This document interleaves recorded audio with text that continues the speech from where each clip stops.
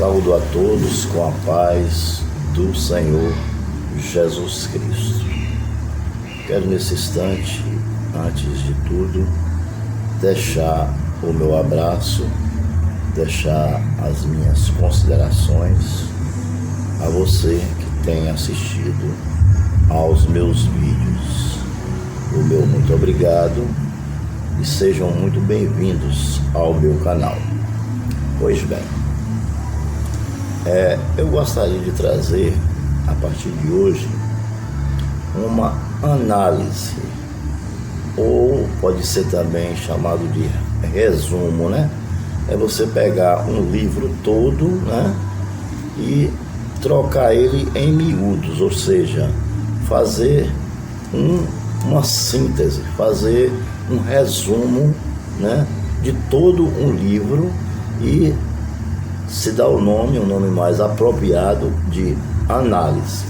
E eu gostaria de fazer isso com a carta de Paulo, né, ou a epístola de Paulo aos Romanos, né, de Paulo aos Romanos, né. Eu quero usar um versículo que o próprio Paulo usou, né, quando ele fez o resumo do assunto, pegou o assunto todo e resumiu em apenas 2 folhas. O livro de Romanos são 16 capítulos, né? E Paulo fez uma síntese resumindo tudo isso em apenas duas partes, né? Que dá aproximadamente 2 folhas, 2 folhas escritas, né?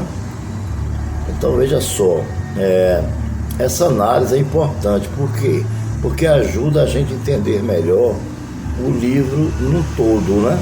E Paulo usou Abacuque capítulo 2, versículo de número 4, né? Veja que a análise de Paulo, ela começa pelo seguinte: após uma saudação e uma ação de graça apropriada, o apóstolo Paulo, apelando para um texto do Antigo Testamento que se encontra em Abacuque 2,4, introduz o tema de sua epístola, que é a justificação pela fé. Ou seja, todo o livro de Romanos existe vários subtemas, mas o tema central é a justificação pela fé.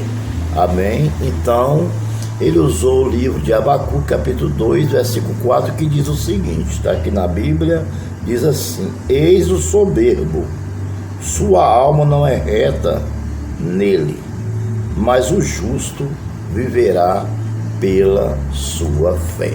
Amém? Então, o livro de Abacuque, ele é bem claro, né, quando ele fala sobre isso. E eu tenho certeza absoluta que Abacuque aí, ele deve ter ido lá para Abraão, né, que foi um dos homens que foi justificado pela fé. Abraão foi um homem que foi chamado por Deus, e Deus enviou ele a um lugar onde ele não saberia nem onde era.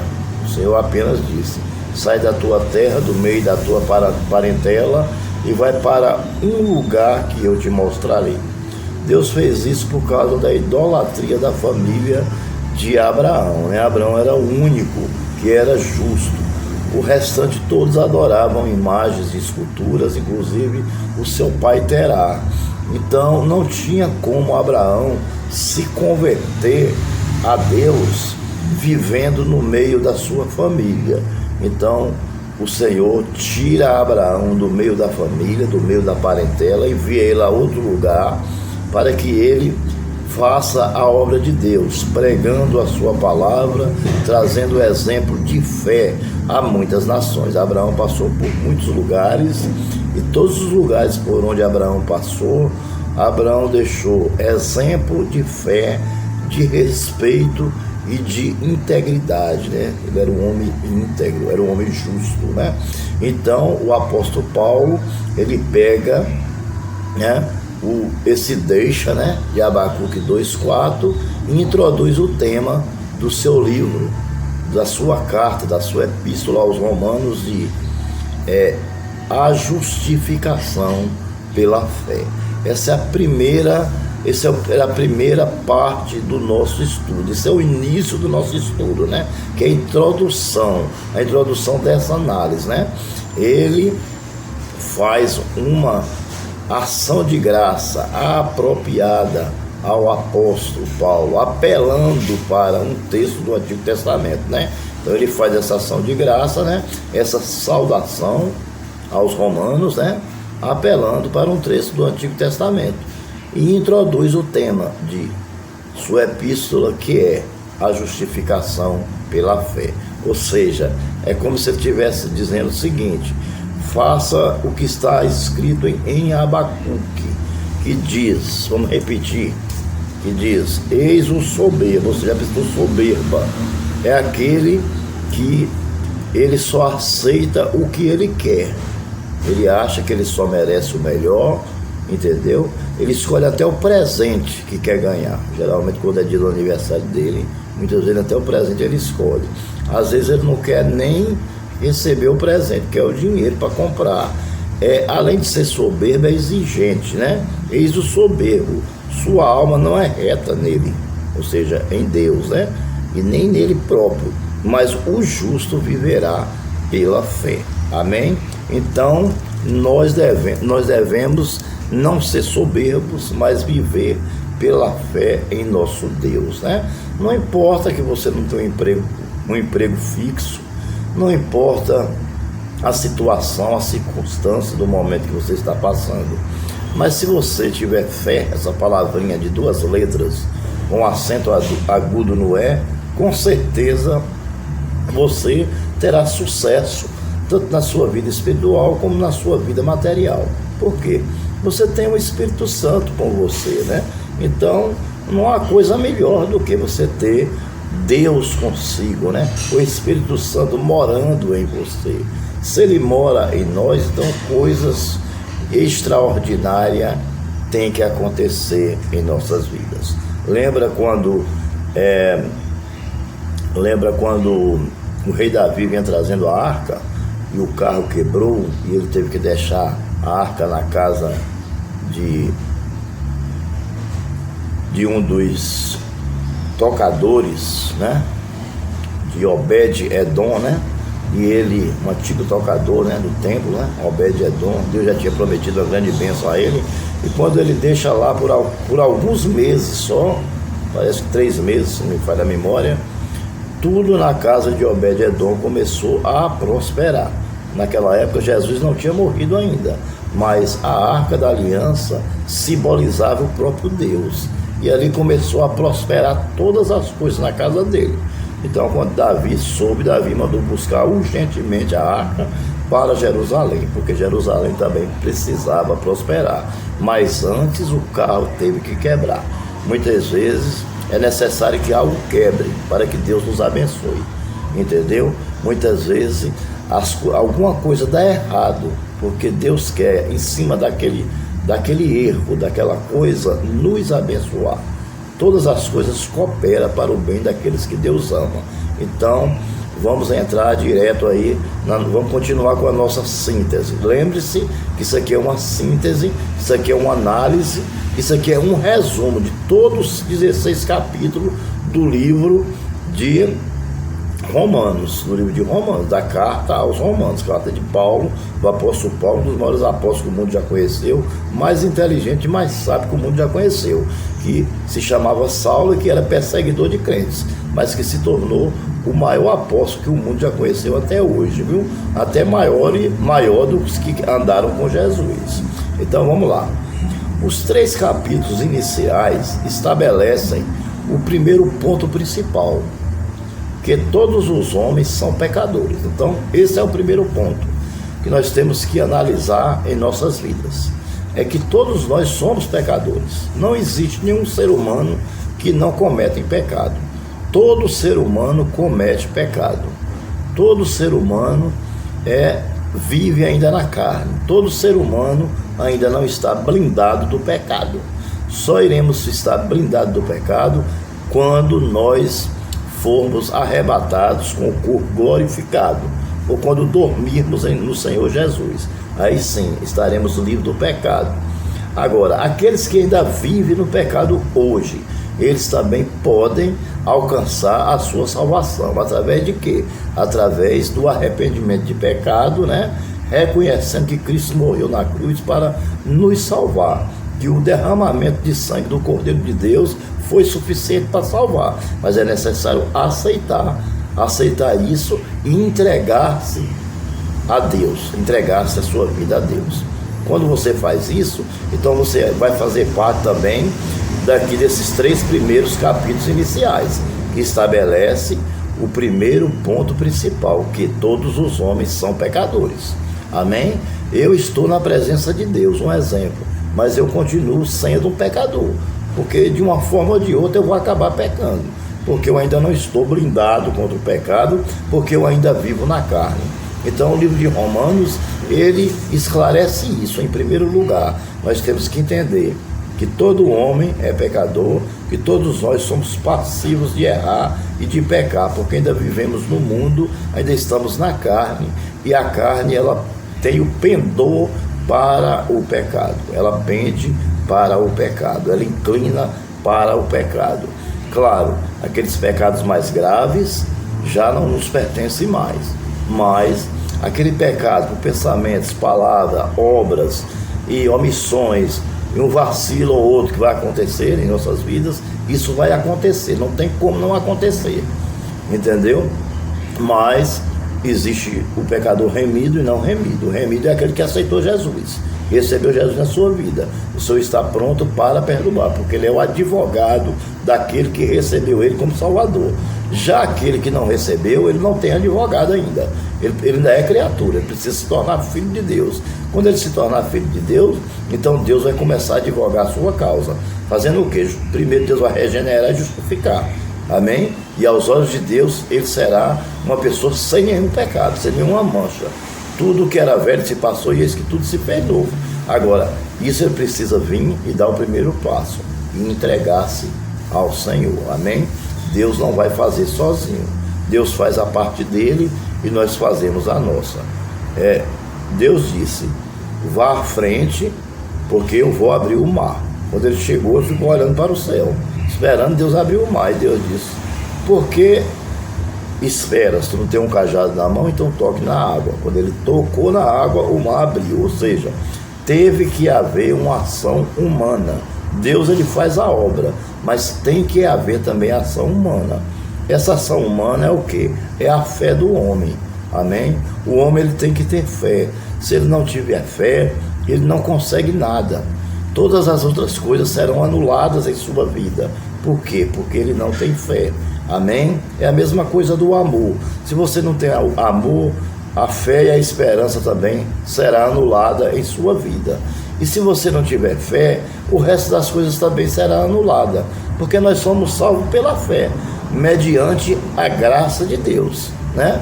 Porque nós somos salvos pela graça de Deus mediante a fé, né? E isso não vem de nós, de cada um de nós, mas parte direto de Deus. É Deus quem nos dá, que é o dom gratuito de Deus. A graça de Deus é o dom gratuito, mas ela só vem através da fé. Se você não tiver fé, você não recebe o dom gratuito de Deus. Amém? Então você tem que tomar o primeiro passo. Esses 3 capítulos iniciais estabelecem o primeiro ponto principal, que todos os homens são pecadores. Amém? Paulo começa com uma descrição sobre a grosseira idolatria e imoralidade dos gentios. Amém? Então, Paulo começa a falar sobre a idolatria e sobre a imoralidade dos gentios daquela época. Por quê? Porque Paulo via um pecado muito grosseiro, né? O pecado da idolatria e da imoralidade é grosseiro. Idolatria porque você adora a ídolos. Não só a um, mas adora vários ídolos, né? Sem contar a feitiçaria, a macumbaria, a feitiçaria, e a bruxaria, né? Que também é uma idolatria, né? E é uma imoralidade. Ainda vinha o quê? Ainda vinha a imoralidade sexual naquela época, né? O homem tinha 10 mulheres, estrupava as mulheres, tratava as mulheres mal, entendeu? Fazia o que queria, porque a mulher naquela época não tinha muito poder, melhor, não tinha poder nenhum, né? Então os homens, eles abusavam, né? Porque o sexo foi feito para que seja praticado após o casamento. Tem que haver uma regularização primeiro, tem que haver o namoro, depois o noivado, depois o casamento, depois é que vem o sexo. Mas naquela época estava havendo uma grosseira imoralidade, tanto na idolatria como sexualmente falando. Então o apóstolo Paulo, ele começa a chamar a atenção já sobre esse motivo, né, da idolatria e da imoralidade dos gentios. Não obstante, em razão da exibição do poder de Deus na natureza e do testemunho de sua própria consciência. Ou seja, o fato de olharmos para a natureza, a gente já tem uma ideia que existe um Deus, que existe um ser sobrenatural, né, e poderoso, que criou tudo isso, que criou uma terra que não afunda, que criou um céu que não cai na nossa cabeça, a lua, as estrelas, o mar, as árvores, né, toda a natureza, né, que é a coisa mais linda do mundo, né? O sol nascendo, o sol se pondo, né? A lua que ilumina o dia, o sol que ilumina a noite, que seca a roupa, né? Quer dizer, são coisas que de necessidade que Deus criou, né? A água que mata a nossa sede, o alimento que mata a nossa fome. Então tudo isso quem criou foi Deus. Então eu não vejo outra pessoa capaz de fazer as coisas que Deus faz, assim como também o apóstolo Paulo não viu, né? Eu sempre digo, como criou uma ovelha de proveta, ela só durou 6 meses. Nós, que somos seres humanos, íamos viver eternamente, mas como o homem pecou em Adão, então todos nós somos pecadores em Adão. Aí o que aconteceu? Aconteceu que nós vivemos ainda 120 anos. Ainda tem pessoas que às vezes ainda vivem até mais do que 120 anos, né? Para você ver a perfeição de Deus. E após nós morrermos, após o corpo físico morrer, se estivermos em Cristo, viveremos eternamente. Amém? Nós viveremos eternamente. Agora, aqueles que não quiserem Cristo e quiserem viver na idolatria, na imoralidade, e não reconhecer Deus nem através da natureza, então esse perderá a sua salvação. Então é isso que Paulo começa, o seu livro, ele começa daí, né? Ele começa trazendo a sua epístola, citando Abacuque 2,4, né? Tá entendendo? Justificação pela fé. Depois ele traz os 3 primeiros versículos iniciais, né? Falando sobre que o homem continua sempre pecando, ele nunca vai deixar de pecar enquanto ele estiver aqui na terra, né? E depois ele fala sobre a grosseira idolatria e imoralidade dos gentios e cita a natureza, né? A natureza como uma razão da exibição do poder de Deus, né? E do testemunho da sua própria consciência, que diz que são passíveis de mortes os que tais coisas praticam. Os gentios são reputados responsáveis por isso, ou seja, não reconheceu o poder de Deus, né? O poder da criação de Deus, né? E não reconheceu que era pecador e que precisavam pedir perdão a Deus. Então aí está a nossa primeira parte, né, do nosso estudo, análise sobre a epístola de Paulo aos Romanos. Essa é a primeira parte. Nós vamos continuar até terminar. Amém? Continuar até terminar. Vamos falar sobre o autor do livro e muitas outras coisas até o finalzinho. Amém? Estou usando a Bíblia Shed, né? E é uma Bíblia que eu gosto muito, né? Eu estou usando ela para trazer esse estudo bíblico, né? É uma Bíblia que nos ajuda muito e é uma Bíblia que tem uns rodapés excelentes, muito bons, né? Se você quiser comprar uma, compre, vale a pena, muito boa, entendeu? E nos ensina a melhorar cada dia mais, estarmos na presença de Deus e entender mais a palavra do Senhor. Então eu estou trazendo essa síntese do livro de Romanos, essa análise, exatamente por isso, porque cada vez que eu trago algo, né, sobre Deus e sobre algum livro da Bíblia, então eu aprendo mais sobre ele, para quando eu for pregar em uma passagem bíblica, então eu vou pregar de uma forma correta para alimentar o povo de Deus. Então que Deus os abençoe, não se esqueça de se inscrever no meu canal, deixe o seu like e ative o sininho, para que possamos estar enviando a você os nossos estudos bíblicos e as nossas pregações. Que Deus abençoe e até nossa segunda parte da Epístola de Paulo aos Romanos, análise do livro, de todo o livro, dos 16 capítulos do livro de Romanos. Até o nosso próximo estudo, que Deus os abençoe.